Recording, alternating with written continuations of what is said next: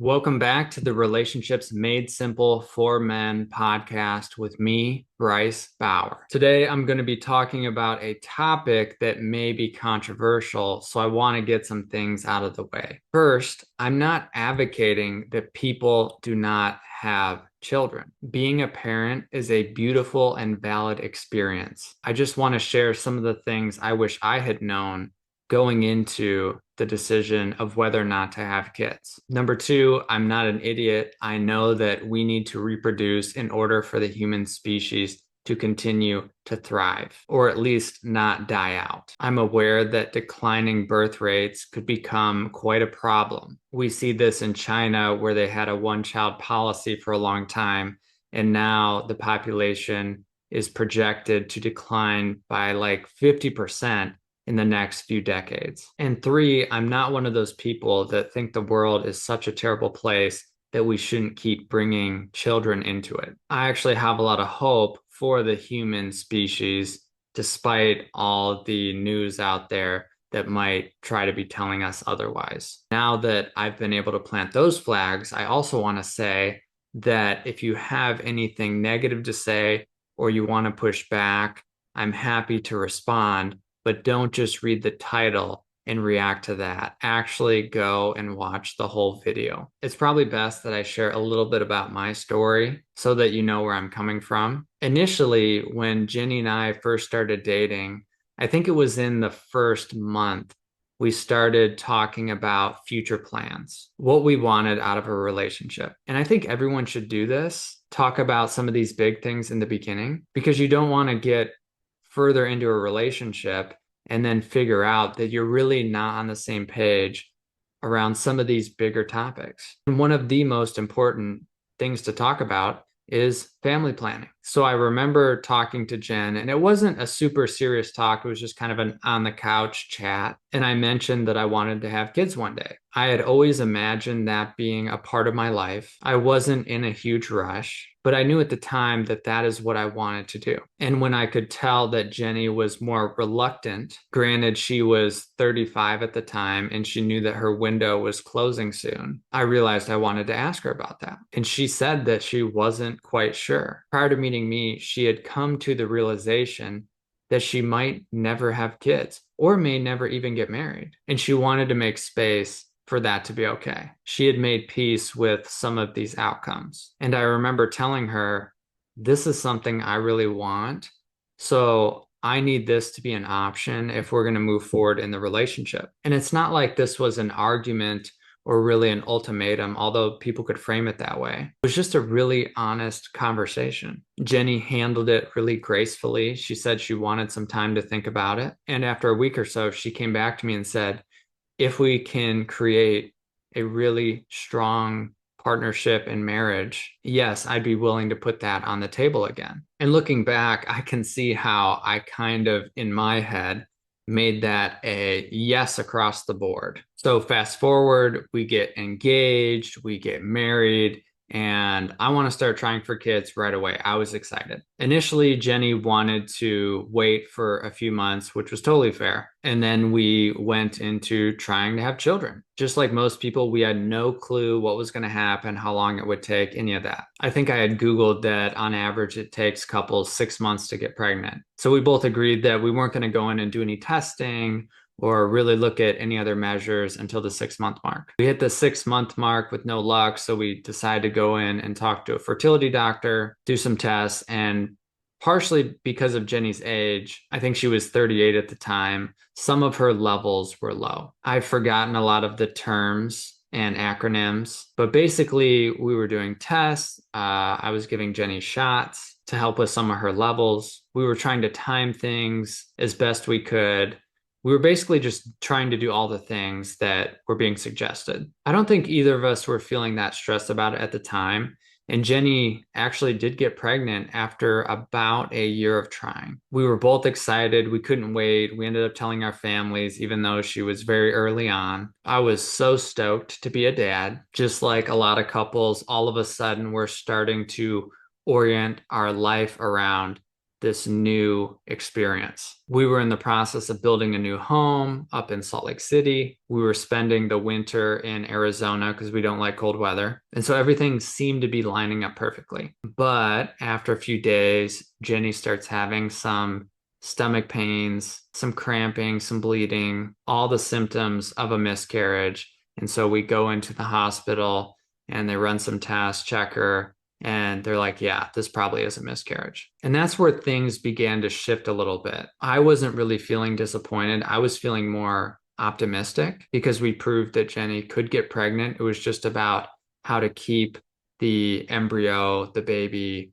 alive in the womb. And so I saw this as good news. But again, this was not my body. I was not having to go through this firsthand. And for Jenny, this was really, really hard. And it was at that point that I think she kind of started to explore the idea of not trying anymore, at least in her mind. I don't think she was really saying that out loud yet. So we gave it a shot for a few more months, and then we started to explore the idea of newborn adoption or foster care. We even completed both of the trainings, because they're separate trainings, over the course of the next 6 months. And right at the end, I could kind of feel Jenny pulling back some. I felt like I was kind of the one driving it and holding the excitement. And she was being honest with me. She was telling me that she was scared and bringing in her concerns. But looking back, I think I did kind of have blinders on. And this all came to a head one day. We had moved into our new house and we sat down on the couch, and she ended up telling me, I realize I do not want to have kids in any shape or form that they would come in. And this is part of the reason why I wanted to do this podcast, because in that moment, I was completely stunned and confused.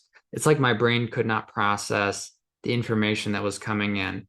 It's like I believed that I would have children no matter what. It had already kind of been ingrained into my identity at a young age. And I loved Jenny and I loved her marriage. And then she's telling me that she doesn't want to have kids. And those two things do not go together. My brain was like, this does not compute. And this was a really hard couple of weeks for our marriage, maybe the hardest couple of weeks that we ever had. We reached out to a therapist on the East Coast who specializes and wrote a book on the baby decision. And she was so, so helpful. She is a mother herself. She also had a really skillful way to bring in compassion for both sides of this experience. And some of the things that I had to confront were the grieving that either way, it did not seem like we were going to have biological children. She even had me write a letter to our unborn child, which I cried so much over. It was like that whole experience finally hit me. It had been delayed, but the sadness and the loss actually hit me when I wrote that letter. And then we began to explore some of the different ideas and ways of looking at not having kids, which I really hadn't thought about at any point in my life. So I think that's a good segue into me making the case for not having kids. And one thing that I realized that I think a lot of couples probably feel too is that we live in a very pro-natalist society. Most people assume that all couples are going to have kids. I can't tell you the amount of times that I've been asked when someone's cutting my hair or I'm meeting someone for the first time and they ask me if I have kids and I say no, and they'll say something like, oh, well, it'll be great when you do, or it'll happen one day, or they'll ask when we plan on having kids, as if there's no other option. And I've had this conversation enough times that I know how to deal with it. Like, no, we actually chose not to have kids. And most of the responses, I would say, are positive. Most people are supportive and they say, oh, good for you. Or, yeah, I know kids can be a handful.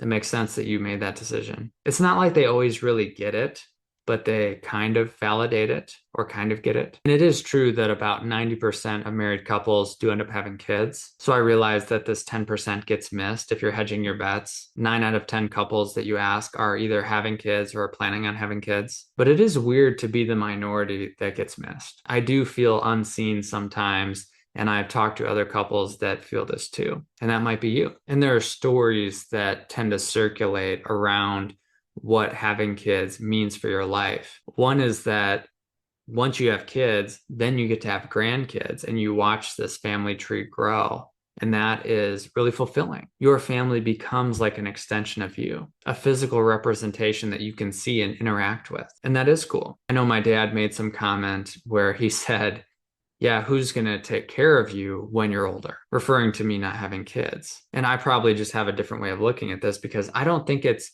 a child's job to take care of their parents into old age. They can if they want, that's great, but it's not an obligation. I mean, my dad took care of his parents more financially because they were out of state when they were getting older and struggling with dementia and health issues, but he wasn't really physically there. And so I don't think that's a great reason to have kids, just to have some security that you'll be taken care of going into old age. And this might be hard for some people with kids to understand because that's the only experience they've had. My parents had me and my sister, and I think they love us very much. There's no way they would wish us to not be here or to live a life without us if they could go back in time. But the thing that I realize is that you can live a fulfilling life no matter what you choose. A lot of people find that through their children and through parenthood, but you can also find that in your marriage and in your work and in your community and really ultimately with yourself. And it's the reality that kids can die before their parents. Kids can be a huge pain in the ass. I have no doubt that at some point in my teenage years, my parents probably second guessed having kids just because of the strain that I put on them and their marriage and our household. It's a reality that not having kids means you don't have to go through that. You don't have to roll the dice. You don't have to risk having a kid that may be dependent on you for their whole life for some reason. Not to say you can't make that into a great experience too, but the idea that you'll automatically have a healthy, happy, independent child that grows into an adult and has grandchildren, there's no guarantees there. And that was probably one of my biggest concerns of all, is having a child that really struggled in their life or who we had to take care of for the rest of their life. There's a real possibility that that can happen. I know people in all of these situations. One thing that parents will not get to experience is what it's like to just have each other and have lots of free time and get good sleep, like almost every night, to not have to track a child's needs and tend to their tantrums, because so much focus goes to kids, especially when they're younger, and that's less attention for your marriage. And so that is part of the reason why Jenny and I can do what we do, is because we don't have kids and we can give each other a lot of attention. And I tell our couples this, I'm like, don't compare your relationship to ours because our situation is different. I'm not saying it's better. We just have more time. We have more resources to give to the relationship. Another really interesting thought experiment that helped me with the baby decision was when the therapist introduced this idea that all adults will eventually become empty nesters. We are just a little bit early to that experience. And it's true. I'm watching my in-laws, I'm watching some of my friends as their kids grow up, and one day it will be just them again. Most likely, their kids will move out of the house, maybe move out of state, go to college, start their own families. And at that point, there will be more time for the adults to connect with just the adults. So even though sometimes Jenny and I can feel lonely because we live around a lot of young families and they either need to get a babysitter if they want to hang out, or only one of them can come and be in an event because the other one's watching the kids. It's kind of segregated in that way, men and women. One day that will change, and it's not that far away. I mean, I think about my parents, whom I get to see maybe 2 or 3 weeks a year because I moved out of state like 15 years ago. And so in reality, I don't think their life would be that different if I wasn't here, hypothetically. Kids just become less and less a part of your life as they grow up. And I know some grandparents might be really involved. I mean, my wife's parents are really involved with the grandkids, but a lot of people aren't. Like, I never got to know any of my grandparents. They just didn't seem to have an interest. So going back to this idea that by having kids, you can guarantee certain things, it's just not true. There's another idea that has really helped me in this process. And when I'm working with individuals and couples, I'll bring this in. And it's the idea that either way, whether you have kids or not, there's some things that you aren't going to be able to avoid. And one of those is grief. If you don't have kids and you did want to have kids, you will have to grieve the loss of that experience.